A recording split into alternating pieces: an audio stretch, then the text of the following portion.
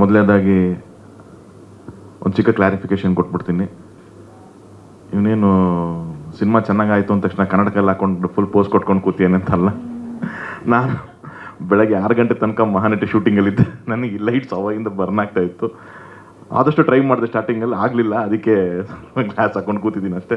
ಇಲ್ಲಾಂದರೆ ಇಷ್ಟೆಲ್ಲ ಬಿಲ್ಡಪ್ ನನಗೆ ತಗೊಳ್ಳಲ್ಲ.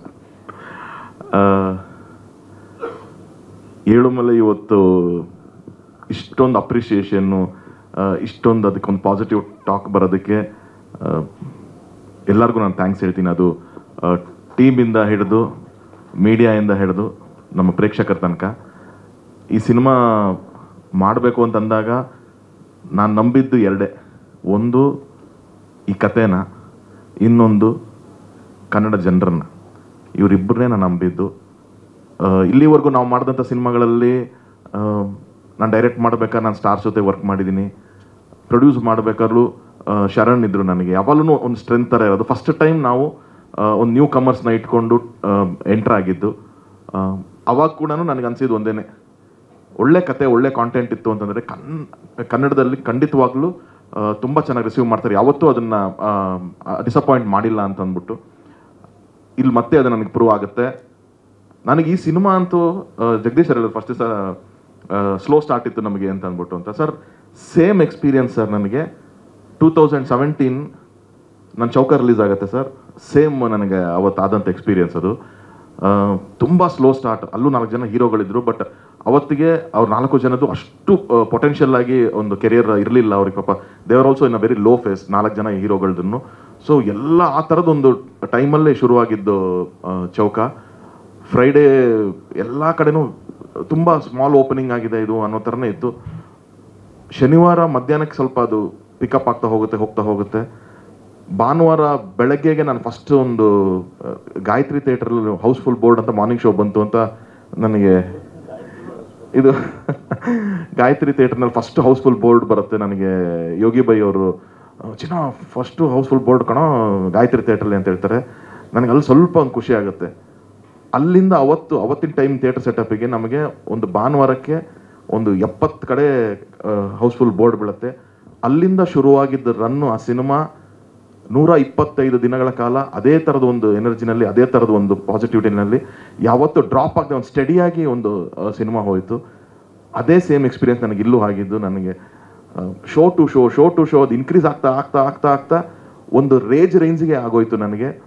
ನಮ್ಮ ಗುರು ಶಿಷ್ಯರು ನಾನು ಜಡೇಶ್ ಮಾಡಿದಾಗಲೂ ನಮ್ಗೆ ಒಳ್ಳೆ ರಿವ್ಯೂಸ್ ಬಂದಿದೆ. ನಾನು ಚೌಕ ಮಾಡಿದಾಗ, ನಾವು ಯಾವ ಸಿನಿಮಾ ಮಾಡಿದಾಗಲೂ ಚೆನ್ನಾಗಿದೆ ಅಂತ ಅಪ್ರಿಷಿಯೇಷನ್ ಬಂದಿದೆ ನಮಗೆ. ಬಟ್ ಈ ಸಿನಿಮಾಗೆ ಬಂದಂಥ ಒಂದು ಅಪ್ರಿಷಿಯೇಷನ್ನು, ಈ ಸಿನಿಮಾಗಳಿಗೆ ಬಂದಂಥ ಒಂದು ರಿವ್ಯೂಸು, ರೈಟಪ್ಸು ಒಂದೊಂದು ಪೇಜ್ ಗಟ್ಟಲೆ ಬರೆದಿದ್ದಾರೆ ಸೋಷಿಯಲ್ ಮೀಡಿಯಾಗಳಲ್ಲಿ. ಯಾರು ಅಂತಲೇ ಗೊತ್ತಿರಲ್ಲ ನಮಗೆ. ನಮ್ಮನ್ನು ಟ್ಯಾಗ್ ಮಾಡಿ ಅಷ್ಟು ಬರ್ದಿದ್ದಾರೆ. ಅವ್ರು ಸ್ಟೇಟಸ್ಗಳು ಹಾಕೋಬೇಕಾರೆ ಇದು ಏನಾಯಿತು ಅಂತಂದರೆ ನಾವು ಫಸ್ಟಿಂದ ಹೇಳ್ತಿದ್ವಿ, ನಾನು ಪ್ರಮೋಷನ್ಸ್ ಮಾಡ್ಬೇಕಾದ್ರೆ ಏನೇನು ಮಾಡೋಣ, ನಾನು ಫುಲ್ ಟೀಮೆಲ್ಲ ಕೂರಿಸ್ಕೊಂಡು ಪ್ರಮೋಷನ್ಸ್ ಹಿಂಗೆ ಮಾಡ್ಬೇಕು ಹಂಗೆ ಮಾಡಬೇಕು ಅಂತ. ಬಟ್ ನಾನು ಅಂದೆ, ಅಪ್ಪ ಈ ಸತಿ ಹಂಗೆ ಬೇಡ. ಇವಾಗ ಜನ ತುಂಬ ಇಂಟೆಲಿಜೆಂಟ್ ಆಗಿದ್ದಾರೆ. ನಿಮಗೆ ನೀವು ಏನು ಪ್ರಮೋಷನ್ ಮಾಡಿದ್ರು ಅದು ಬರೀ ಸಿನಿಮಾ ಈ ಥರ ಇದೆ ಅನ್ನೋದಕ್ಕಷ್ಟೇ ಅದು ಇನ್ಫಾರ್ಮೇಷನ್ ಆಗುತ್ತೆ ಹೊರತು ಇನ್ನು ಯಾವುದೂ ಅಲ್ಲ. ಅಥವಾ ಡೇಟ್ ಹೇಳೋದಕ್ಕೆ ನಮಗೆ ಪ್ರಮೋಷನ್ ಯೂಸ್ ಮಾಡಬೇಕು. ಇವತ್ತು ಮೊದಲಾದರೆ ನಾವು ಟಿ ವಿ ಮುಖಾಂತರ ಏನೋ ಹೇಳ್ತಿದ್ವಿ, ಅಥವಾ ಟ್ರೋಲ್ ಪೇಜಸ್ ಈ ಥರದ್ದು ಎಲ್ಲ ಯೂಸ್ ಮಾಡ್ತಿದ್ವಿ. ಜನ ಇವಾಗ ಅದು ಯಾವುದನ್ನು ತಲೆ ಕೆಡಿಸ್ಕೊಳ್ಳಲ್ಲ. ಅವ್ರು ನಂಬುತ್ತಾ ಇರೋದು ಒಂದೇ, ಸಿನಿಮಾ ನೋಡಿದವನೇ ಸಿನಿಮಾ ಬಗ್ಗೆ ಮಾತಾಡಬೇಕು. ಸಿನಿಮಾ ಯಾರು ನೋಡಿರ್ತಾರೆ ಅವರೇ ಸಿನಿಮಾ ಬಗ್ಗೆ ಏನು ಹೇಳ್ತಾರೆ ಅದನ್ನು ಮಾತ್ರ ನಂಬಿ ಜನ ಥಿಯೇಟ್ರಿಗೆ ಬರ್ತಿದ್ದಾರೆ. ಸೊ ಸಿನಿಮಾನೇ ಮಾತಾಡಬೇಕು. There is no alternative. Content ಮಾತಾಡಿದ್ರೆ ಜನ ಒಳಗಡೆ ಬರ್ತಾರೆ. ಅದಕ್ಕೊಂಚೂರು ಟೈಮ್ ಆಗುತ್ತೆ. ಇವತ್ತು ಅದನ್ನು ಮಾತ್ರನೇ ಮಾಡಬೇಕು ಅಂತ ನಂಬಿ ನಾವು ಇದು ಬಂದಿದ್ದು. ಅದಕ್ಕೆ ಆ ಟೈಮ್ ನಮಗೆ ಏನು 1 ಡೇ 1.5 ಡೇ ತೊಗೊಂಡು. ಬಟ್ ಇವತ್ತಿಗೆ ಇಟ್ ಈಸ್ ವೆರಿ ಫಾಸ್ಟ್. ಅಂದರೆ ನಾವು ಮೊದಲಿನ ಥರ ಸರ್ ಒಂದು 2 ವಾರ ಆದಮೇಲೆ ಪಿಕಪ್ ಆಗೋದು ಪಿಕ್ಚರ್ ಅದಿಲ್ಲ. 1 ದಿವಸ 2 ದಿವಸಕ್ಕೆ ಪಿಕಪ್ ಆಗಿಬಿಡುತ್ತೆ. ಆ ಥರದ್ದು ಒಂದು ಎನರ್ಜಿನಲ್ಲಿ ಶುರುವಾಯಿತು. ನನ್ನ ಫೋನ್ ಕಾಲ್ಸು, ನನ್ನ ಮೆಸೇಜಸ್ಸು ಸೋಷಿಯಲ್ ಮೀಡಿಯಾ ಇಲ್ಲಿವರೆಗೂ ಅದು ಸ್ಟಾಪ್ ಆಗಿಲ್ಲ. ನನಗೆ ಬಂದಂಥ ಒಂದು ರೆಸ್ಪಾನ್ಸ್ಗಳು ಎಷ್ಟು ಖುಷಿ ಆಗುತ್ತೆ ಅಂದರೆ ನಂದೇ ಸಿನಿಮಾ ಇದು ಆದರೂ ಕೂಡ ಅವ್ರು ಹೇಳ್ತಾ ಇರೋದಷ್ಟು ವಿಷಯಗಳು ನಾವು ಈ ಹಿಂದೆನೂ ಒಂದಷ್ಟು ನನ್ನ ಸಿನಿಮಾಗಳು ನಾನು ಮಾಡಿದಾಗ ನೋಡಿದ್ದೀನಿ. ಬಟ್ ಸ್ಟಿಲ್ ಇಲ್ಲಿ ಬರ್ತಾ ಇರೋ ಒಂದು ಎನರ್ಜಿ ಇದೆಯಲ್ಲ, ದಟ್ ವಾಸ್ ವೆರಿ ನೈಸ್. ಎಷ್ಟು ಖುಷಿಯಾಗಿ ನನಗೆ ಅವ್ರು ಹೇಳ್ಬೇಕಾದ್ರೆ ಹೇಳ್ತಾರೋ, ಒಂದು ಸ್ಟೇಟ್ಮೆಂಟ್ ಎಲ್ಲ ತುಂಬ ಕಾಮನ್ ಆಗಿ ಹೇಳ್ತಾರೆ. ಅದೊಂದು ನಂಗೆ ತುಂಬ ಬೇಜಾರು, ಹರ್ಟು, ಅದೇನೋ ಗೊತ್ತಿಲ್ಲ ಹೆಂಗೆ ಅವ್ರಿಗೆ ಕನ್ವೆ ಮಾಡಬೇಕು ಅಂತ ನಂಗೆ ಗೊತ್ತಾಗಲ್ಲ. ಸರ್ ಈ ಫಿಲಮ್ಮು ಮಲಯಾಳಮಲ್ಲಿ ಬರಬೇಕಾಗಿತ್ತು ಸರ್, ಇಷ್ಟು ಕೋಟಿ ಮಾಡಿರೋದು ಸರ್. ಈ ಸಿನಿಮಾ ತಮಿಳಲ್ಲಿ ಬರಬೇಕಾಗಿತ್ತು ಸರ್, ಇದಿಷ್ಟು ಕೋಟಿ ಮಾಡಬೇಕಾಗಿತ್ತು ಸರ್. ಕನ್ನಡದಲ್ಲಿ ಬಂದಿದೆಯಲ್ಲ, ಇದನ್ನು ಕನ್ನಡದಲ್ಲಿ ನೀನು ನೋಡು, ಕೋಟಿ ಮಾಡುತ್ತೆ ಮಾಡಲ್ಲ, ಅದು ನನ್ನ ಪ್ರೊಡ್ಯೂಸರ್, ನನ್ಗೆ ಗೊತ್ತಿರೋದು. ನೀವು ಸಿನಿಮಾ ಆಗಿ ಸಿನಿಮಾ ಬೇರೆ ಲ್ಯಾಂಗ್ವೇಜು ಅಂತ ಹೇಳಬೇಡಿ, ಅಲ್ಲಿ ಜನನೂ ಅದೇ ಇಲ್ಲಿ ಜನನೂ ಅದೇ. ನನಗೇನು ಕನ್ನಡ ಜನನೂ ಖಂಡಿತವಾಗ್ಲೂ ಅದೇ ಥರದ ಮಟ್ಟಿಗೆ ತೊಗೊಂಡು ಹೋಗ್ತಾರೆ. ಸ್ವಲ್ಪ ಏನಾಗಿದೆ, ಬಹುಶಃ ತುಂಬ ಸಿನಿಮಾಗಳು ಡಿಸಪಾಯಿಂಟ್ ಆಗಿರೋದ್ರಿಂದ ಆಡಿಯನ್ಸಿಗೆ ಆ ನಂಬಿಕೆ ಬಂದಿಲ್ಲ. ಒಂದು ಒಳ್ಳೆ ಸಿನಿಮಾ ಬಂತು ಅಂದರೆ ಅದು ನಂಬಿ ಹೋಗಬೇಕು ಅನ್ನೋ ನಂಬಿಕೆ ಬರ್ತಾ ಇಲ್ಲ. ಅದೇ ಹೇಳ್ದಂಗೆ ಓಪನರ್ಸ್ ಬಂದರು, ಇವಾಗ ಮಿಡ್ಲ್ ಆರ್ಡ್ರು, ಇದು ಖಂಡಿತವಾಗ್ಲೂ ಇದೊಂದು ಎಕ್ಕ ಆಯಿತು, ಸೂ ಫ್ರಮ್ ಸೋ ಆಯಿತು. ಸೊ ಇವಾಗ ಆಡಿಯನ್ಸ್ಗೆ ಒಂದು ಬಿಲೀಫ್ ಬರೋಕ್ಕೆ ಶುರು ಆಗುತ್ತೆ. ದೇ ವಿಲ್ ಶೋರ್ಲಿ ಟೇಕ್ ಒಂದು ಪೊಟೆನ್ಷಿಯಲ್ ಇರೋ ಸಿನಿಮಾನ ಖಂಡಿತವಾಗ್ಲೂ ದೊಡ್ಡ ಲೆವೆಲ್ಗೆ ತೊಗೊಂಡು ಹೋಗ್ತಾರೆ. ಅದಕ್ಕೆ ಏಳು ಮಲೆ ಒನ್ ಆಫ್ ದಿ ಸಾಕ್ಷಿ ಆಗುತ್ತೆ ಅಂತ ನಾನು ನಂಬಿದ್ದೀನಿ. ಇಲ್ಲಿವರೆಗೂ ಅದ್ಭುತವಾದ ಕಲೆಕ್ಷನ್ಸ್. ನೀವು ಇವಾಗ 30 ಸಿನಿಮಾ ರಿಲೀಸ್ ಆಗ್ತಿದೆ ಅಂದರೆ, ನಮ್ದು ರಿಲೀಸ್ ಆಗಬೇಕಾದ್ರೂ 17 ಸಿನಿಮಾ ರಿಲೀಸ್ ಇತ್ತು, ಕನ್ನಡ, ತೆಲುಗು, ತಮಿಳು, ಹಿಂದಿ ಎಲ್ಲ ಅಂತ ಅಂದ್ಬಿಟ್ಟು ಅಂತ. ಎಲ್ಲ ಅದ್ರಲ್ಲಿ ತುಂಬ ದೊಡ್ಡ ದೊಡ್ಡ ಫಿಲಮ್ಸ್ಗಳು ಇತ್ತು. ಸೊ ಫ್ರೈಡೇ ತುಂಬ ಲಿಮಿಟೆಡ್ ಶೋಸ್ ಥರ ಪ್ಲ್ಯಾನ್ ಆಯಿತು. ನಾನು ಜಗದೀಶ್ ಸರ್ ಕೇಳಿದೆ, ಸರ್ ಹೆಂಗೆ ಸರ್ ಇದು ಅಂತ. ಅವರು, ಸರ್ ಇಲ್ಲ ಸರ್, ನಾವೆಲ್ಲ ರಿಕ್ವೆಸ್ಟ್ ಮಾಡಿದ್ವಿ, ಬಟ್ ಎಲ್ಲರಿಗೂ ಶೋಸ್ ಕೊಡಲೇಬೇಕಾಗುತ್ತೆ, ಇದು ಯಾವ ಸಿನಿಮಾ ಬಂದರೆ ಅದು ಹಿಂಗಿರುತ್ತೆ ಸರ್ ಅಂತ. ಆಯಿತು ಸರ್, ನಾವು ನಂಬಿ ಮಾಡೋಣ ಬನ್ನಿ ಅಂತ. ಶುಕ್ರವಾರ, ಶನಿವಾರ, ಭಾನುವಾರ, ನೀವು ನಂಬಲ್ಲ, ಸೋಮವಾರಕ್ಕೆ ಇನ್ನೂ ಶೋಸ್ ಇನ್ಕ್ರೀಸ್ ಆಗಿದೆ. ನಮ್ಗೆ ಎಲ್ಲ ಮಲ್ಟಿಪ್ಲೆಕ್ಸ್ಗಳಲ್ಲಿ ಸೋಮವಾರ ಇನ್ಕ್ರೀಸ್ ಆಗಿದೆ. ಸೋಮವಾರ ನಮಗೆ ಸೋಲ್ಡ್ ಔಟ್ ಆಗ್ತಾ ಇದೆ, ಮಂಗಳವಾರ ಸೋಲ್ಡ್ ಔಟ್ ಆಗ್ತಾ ಇದೆ.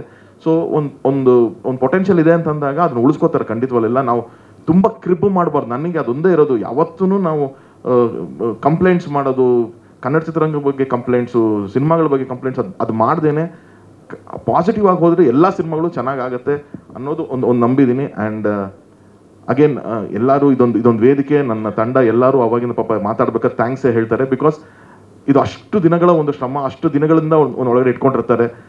ಅದು ಹಾಗಾಗಿ ಎಲ್ಲರಿಗೂ ಆ ಟೈಮ್ ಕೊಟ್ಟಿದ್ದೀವಿ. ನಾನು ತುಂಬ ಎಲ್ಲರಿಗೂ ಥ್ಯಾಂಕ್ಸ್ ಹೇಳೋವಂಥ ಇದರಲ್ಲಿಲ್ಲ, ನಾನು ಬೇಗ ಮುಗಿಸ್ತೀನಿ. ಬಟ್ ಸ್ಟಿಲ್ ಪ್ರತಿ ಸತಿ ನಾವು ಪ್ರೆಸ್ ಮೀಟ್ ಏನೋ ಮಾಡಿದಾಗ ನಾನು ಎಲ್ಲ ಮೇಜರ್ ಟೆಕ್ನಿಷಿಯನ್ಸ್ಗಳಿಗೆಲ್ಲ ಥ್ಯಾಂಕ್ಸ್ ಹೇಳಿದ್ದೀನಿ. ಆದರೆ ಈ ಸಿನಿಮಾ, ಈ ಪ್ರೊಡಕ್ಷನ್ನು, ನಾನು ಪ್ರೊಡ್ಯೂಸರೇ ಆಗಿದ್ರು ಕೂಡ ಇದು ಹೆಂಗೆ ಅಂತಂದರೆ, ಈ ಪವರ್ ಬರುತ್ತೆ ಗೊತ್ತಾ ನಮಗೆ, ಟ್ರಾನ್ಸ್ಫಾರ್ಮರಿಂದ ಯಾವುದೋ ಒಂದು ಪವರ್ ಬರುತ್ತೆ, ಅದನ್ನು ನೀವು ಟಿ ವಿ ಕನೆಕ್ಟ್ ಮಾಡ್ತೀರ ಮನೆಗಳಲ್ಲಿ, ಅಥವಾ ಯಾವುದೋ ಒಂದು AC ಗೋ ಫ್ರಿಡ್ಜ್ಗೋ ಏನೋ ಕನೆಕ್ಟ್ ಮಾಡ್ತೀರಂದರೆ ಅದ್ರ ಮಧ್ಯದಲ್ಲಿ ಒಂದು ಸ್ಟೆಬಿಲೈಸರ್ ಅಂತ ಇರುತ್ತೆ. ಅದ್ರದ್ದು ಏನು ಕೆಲಸ ಅಂತಂದರೆ, ಅದೆಷ್ಟೇ ಪವರ್ ಬಂದರೂ ಅದು ಇದು ಲೋಡ್ ತೊಗೊಂಡು ಇದಕ್ಕೆ ಎಷ್ಟು ಬೇಕು ಅಷ್ಟನ್ನು ಮಾತ್ರ ಕೊಟ್ಕೊಂಡು ಎಲ್ಲ ಲೋಡ್ ಅದು ತೊಗೊತಾ ಇರುತ್ತೆ. ಇಲ್ಲದಿ ಟಿ ವಿ ಚೆನ್ನಾಗಿ ಬರಬೇಕು, ಫ್ರಿಡ್ಜಿಗೆ ಏನಾಗಬಾರ್ದು ಅಂತ ಮಾಡ್ತಾ ಇರುತ್ತೆ. ಆ ಥರ ಈ ಸಿನಿಮಾಗೆ ನನ್ನ ಜೊತೆ ನಿಂತು ಕೆಲಸ ಮಾಡಿದಂಥ ಇಬ್ಬರು ಹುಡುಗರು, ಒಂದು ರಾಮು, ಇನ್ನೊಂದು ಸೂರಜ್. ಆ್ಯಂಡ್ ಅವ್ರಿಗೆ ಗೈಡ್ ಮಾಡಿದ್ದು ನಮ್ಮ ನರಸಿಂಹಣ್ಣ. ಯಾಕಂತಂದರೆ ನಾನು ಪ್ರೊಡ್ಯೂಸರ್ ಆಗಿ ಸೆಟ್ಟಿಗೆ ನಾನು ಜಾಸ್ತಿ ಹೋಗ್ತಿರ್ಲಿಲ್ಲ. ನಾನು ಸೆಟ್ಟಿಗೆ ಹೋಗ್ತಿರೋದಕ್ಕೆ ಮೇನ್ ರೀಸನ್ನು ಏನು ಅಂತಂದರೆ, ನಾನೊಬ್ಬ ಡೈರೆಕ್ಟರ್ ಆಗಿ ನಾನಲ್ಲಿ ಹೋಗಿ ಕೂತ್ಕೊಂಡ್ರು, ನಾನು ಏನೂ ಕೆಲಸ ಬೇಡ, ನಾನು ಸುಮ್ಮನೆ ಕೂತಿದ್ದೆ ಅಂತಂದ್ರೂ ಇನ್ನೊಬ್ಬ ಡೈರೆಕ್ಟರ್ಗೆ ಅದು ಎಫೆಕ್ಟು ಹೊರಗಡೆ, ಅಲ್ಲಿ ಸೆಟ್ಟಲ್ಲ. ಪುನೀತ್ ಕೂಡ ಸರ್ ನೀವು ಬನ್ನಿ ಸರ್ ಜೊತೆಗಿರೋಣ ಅಂತಲೇ ಹೇಳ್ತಾನೆ ಇರ್ಬೋದು, ಬಟ್ ಹೊರಗಡೆ ತರುಣು ಅಲ್ಲಿ ಸೆಟ್ಟಲ್ಲಿ ತರುಣೇ ಮಾಡ್ತೀರಂತೀರಿ ಎಲ್ಲರೂ ಅಂತ ಇಲ್ಲದೇ ಇರೋ ಟಾಕ್ಸ್ ಹೋಗುತ್ತೆ ಅಂತ ಒಂದು ಬೇಡ ಅನ್ನೋದು ಒಂದೇ ಉದ್ದೇಶಕ್ಕೋಸ್ಕರ ನಾನು ಸೆಟ್ಟಿಗೆ ತುಂಬ ಕಮ್ಮಿ ಹೋಗ್ತಿದ್ದೆ. ಬಟ್ ಅಷ್ಟು ಅಮೇಝಿಂಗ್ ಶೂಟ್ ಆಗಬೇಕು ಅಂದರೆ ಅಷ್ಟು ಚಾಲೆಂಜಸ್ ನಡುವೆ ಒಂದು ರೆಗ್ಯುಲರ್ ಲೊಕೇಶನ್ಸ್ ಇಲ್ದಂಗೆ ಇಷ್ಟೊಂದು ಒಂದು ಕ್ರ್ಯೂನ ಕಟ್ಕೊಂಡು ಒಂದು ಜರ್ನಿ ಆ ಇಬ್ಬರು ಹುಡುಗರು ಮಾಡಿದ್ದಾರೆ. ಅವರಿಬ್ಬರು ಪಾಪ ಅವ್ರು ಮಾತಾಡೋಕ್ಕಾಗಲಿಲ್ಲ ಸ್ಟೇಜ್ ಮೇಲೆ ನಿಂತ್ಕೊಂಡು, ಯಾಕಂದ್ರೆ ಕೆಲಸ ಮಾತಾಡುತ್ತೆ ಅವರಿಬ್ಬರದು. ಆ ಥರದೊಂದು ಅದ್ಭುತವಾದಂಥ ಟೀಮ್ ನನಗೆ ಸಿಕ್ಕಿದೆ. ನರಸಿಂಹಣ್ಣನು ನಮ್ಮ ಮ್ಯಾನೇಜರ್. ಯಾಕಂದರೆ ಈ ಸಿನಿಮಾ ಎಕ್ಸಿಕ್ಯೂಟ್ ಮಾಡೋಕ್ಕೆ ಇವರೇ ಬೇಕಾಗಿದ್ದು. ಕ್ಯಾಮ್ರಾಮೆನ್ನು, ಎಕ್ವಿಪ್ಮೆಂಟ್ಸು ಇನ್ನೊಂದೆಲ್ಲ ಸಿಕ್ಕರೆ ಮಾಡ್ತಾರೆ. ಕ್ಯಾಮ್ರಾಮೆನ್ಗೆ ಎಕ್ವಿಪ್ಮೆಂಟ್ ಸಿಗಬೇಕು ಅಂದರೆ ಅವರೇ ಬೇಕಾಗತ್ತೆ ಇಲ್ಲಿ.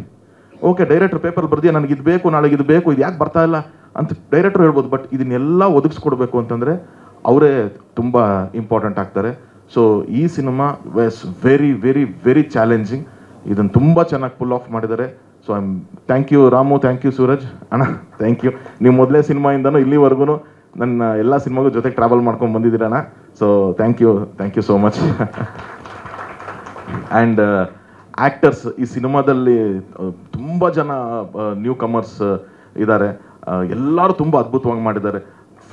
ಎಕ್ಸ್ಪೀರಿಯನ್ಸ್ ಅವ್ರ ಜೊತೆಗೆ ನ್ಯೂ ಕಮರ್ಸ್ ಕೂಡ ಎಕ್ಸ್ಪೀರಿಯನ್ಸ್. ನಾನು ಜಗಪತಿ ಬಾಬು ಸರಿಂದ ನಾನು ಥ್ಯಾಂಕ್ ಮಾಡೋಕ್ಕೆ ಶುರು ಮಾಡಬೇಕು. ಅವ್ರು ತುಂಬ ಪ್ರೀತಿಯಿಂದ ಬಂದು ಕೆಲಸ ಮಾಡಿಕೊಟ್ರು. ಕಿಶೋರ್ ಸರು, ಭರಣ ಸರು, ಇವರೆಲ್ಲರೂ ತುಂಬ ಬ್ಯುಸಿ ಇದ್ದರು. ಕತೆಗೋಸ್ಕರ ಏನು ನಂಬರ್ ಆಫ್ ಡೇಸ್ ಏನು, ಇದಕ್ಕೇನು ಪೇಮೆಂಟ್, ಅದು ಯಾವುದೂ ಮಾತಾಡದೆ ಸಿನಿಮಾನ ಬಂದು ಮಾಡಿಕೊಟ್ರು. ಬಟ್ ಅದಕ್ಕಿಂತ ತುಂಬ ಎಕ್ಸೈಟೆಡ್ ಆಗಿ ಈ ಸಿನಿಮಾನ ಕೆಲಸ ಮಾಡಿಕೊಟ್ಟಂಥವ್ರು ಹಲವಾರು ಜನ. ಇದರಲ್ಲಿ ರಾಕೇಶ್ ಮಯ್ಯ ಅವ್ರು ಬಂದು ಅವ್ರು ಇರ್ಬೋದು, ಅಥವಾ ಒಂದು ಗ್ಯಾಂಗ್ ಥರದ್ದು ಒಂದು ನಮ್ಮ ಆನಂದ ಇರ್ಬೋದು, ಗೌತಮ್ ಸರ್, ಸೋಮು, ಈ ಥರದ್ದೆಲ್ಲ ಒಂದು ಇಡೀ ಟೀಮು. ತಮಿಳ್ ಆ್ಯಕ್ಟರ್ಸ್ ಒಂದಷ್ಟು ಜನ. ಯಾಕಂದರೆ ಅಥೆಂಟಿಕ್ ತಮಿಳ್ ಬೇಕೇ ಬೇಕು ಇದರಲ್ಲಿ. ಇಲ್ಲಾಂದರೆ ಕನ್ನಡ ಮಾತಾಡ್ಸೋದು ಈಸಿ ಆಗುತ್ತೆ. ಒಂದು ಓಪನಿಂಗ್ ಒಂದು ಕಾರ್ಡ್ ಹಾಕ್ಬಿಟ್ಟು ಈ ಪಾತ್ರಗಳೆಲ್ಲನೂ ನಮ್ಮ ಅನುಕೂಲಕ್ಕೋಸ್ಕರ ಕನ್ನಡ ಮಾತಾಡ್ತಾರೆ ಅಂತ ಹಾಕ್ಬೋದು. ಬಟ್ ಆ ಅಥೆಂಟಿಕೇಶನ್ ಮಿಸ್ ಆಗುತ್ತೆ. ಬೇಡ ಪುನಿ, ಎಷ್ಟಾಗುತ್ತೆ ಅಷ್ಟು ಮಿನಿಮಮ್ ಇಟ್ಕೊಳ್ಳೋಣ. ಆ ಬಾರ್ಡರ್ ಲೈನ್ ಡಿಫ್ರೆನ್ಸಿಯೇಷನ್ ಗೊತ್ತಾಗಬೇಕು ಅಂದರೆ ಅದು ಹೇಳ್ಸಿದ್ರೆ ನಮ್ಮ ಜನ ಇವತ್ತೆಲ್ಲ ಅರ್ಥ ಮಾಡ್ಕೋತಾರೆ, ಕ್ಯಾಪ್ಷನ್ಸ್ ಇದೆ ಎಲ್ಲನೂ ಅಂತ ಅಂದ್ಬಿಟ್ಟು ನಾವು ಒಂದು ಡಿಸಿಷನ್ ತೊಗೊಂಡ್ವಿ. ಸೊ ಒಂದಷ್ಟು ಜನ ಅದ್ಭುತವಾದಂಥ ಕಲಾವಿದರು ತಮಿಳಿಂದ ಬಂದು ಮಾಡಿಕೊಟ್ರು. Thank you so much sir, thank you everyone. And ತುಂಬ ಬ್ಯೂಟಿಫುಲ್ ಆದಂಥ ಒಂದು cast and crew. And I should also thank ಇದರಲ್ಲಿ ರೆಗ್ಯುಲರ್ ಒಂದಷ್ಟು ಹಿಟ್ ಸಿನಿಮಾಸ್ ಎಲ್ಲದಕ್ಕೂ ಮಧು ದೈತಾಟ ಅವರು ಸಬ್ ಟೈಟಲ್ಸ್ ಮಾಡಿದ್ದಾರೆ. ಬಟ್ ಇದಕ್ಕೆ ತುಂಬ ಚಾಲೆಂಜಿಂಗ್ ಏನಿತ್ತು ಅಂತಂದರೆ ಕನ್ನಡದು ಇಂಗ್ಲೀಷೂ ಮಾಡಬೇಕು, ತಮಿಳ್ದು ಕನ್ನಡನೂ ಮಾಡಬೇಕು, ತೆಲುಗುದು ಕನ್ನಡ ಮಾಡಬೇಕು, ಮತ್ತು ಅದನ್ನು ಇಂಗ್ಲೀಷ್ ಮಾಡಬೇಕು. ಈ ಥರ ತುಂಬ ಕಾಂಪ್ಲಿಕೇಶನ್ ಇದ್ದಂಥದ್ದು ಒಂದು scenario. And thank you so much Madhu for doing. ನಮಗೆ ಸ್ವಲ್ಪ ಕನ್ಫ್ಯೂಷನ್ಸ್ ಇರ್ತದೆ, ಹೆಂಗೆ ಮಾಡಬೇಕು, ಕನ್ನಡ ಎಲ್ಲಿ ಬರುತ್ತೆ, ಇಂಗ್ಲೀಷ್ ಎಲ್ಲಿ ಪ್ಲೇಸ್ ಮಾಡ್ತೀವಿ ಅಂತ ಎಲ್ಲನೂ. ಸೊ ಆ ಥರದ್ದು ಒಂದು ಮಾಡಿಕೊಟ್ರು. And Jadesh, thank you. You been support ಫಸ್ಟಿಂದನೂ. ಜಗದೀಶ್ ಅವ್ರನ್ನ ಫೋರ್ಸ್ ಮಾಡಿ ಕರ್ಕೊಂಬಂದಿದ್ರಿ ಅಂತಂದ್ರು. ಬಟ್ ಹೀಸ್ ಹ್ಯಾಪಿ ಅನ್ನೋದೊಂದು ಖುಷಿ ಇದೆ ನಮಗೆ ಅನ್ನೋದಿದೆ. ಬಿಕಾಸ್ ಅದೊಂದು ಪ್ರೀತಿ ಅವ್ರಿಗೆ ನಮ್ಮ ಬ್ಯಾನರ್ನ ಅವ್ರ ಬ್ಯಾನರ್ ಅಂತ ಫೀಲ್ ಮಾಡ್ತಾರೆ ಜಡೇಶ್. ಸ್ವಾದಿಷ್ಟತೆಯ ಸ್ವಾದ, ತಾಜಾತನದ ಆಹ್ಲಾದ, ಉತ್ತಮ ಆರೋಗ್ಯ ಮತ್ತು ಹೆಚ್ಚಿನ ರೋಗ ನಿರೋಧಕ ಶಕ್ತಿಯ ವೃದ್ಧಿಗೆ ಈಗ ನಿಮಗೆ ಸಿಗುತ್ತಿದೆ ಉತ್ತಮ ಗುಣಮಟ್ಟದ ಪೌಷ್ಟಿಕಾಂಶ. Shri Vaidik millet health mix. ಇದು ಸಿರಿಧಾನ್ಯಗಳ ಸಂಪತ್ತು.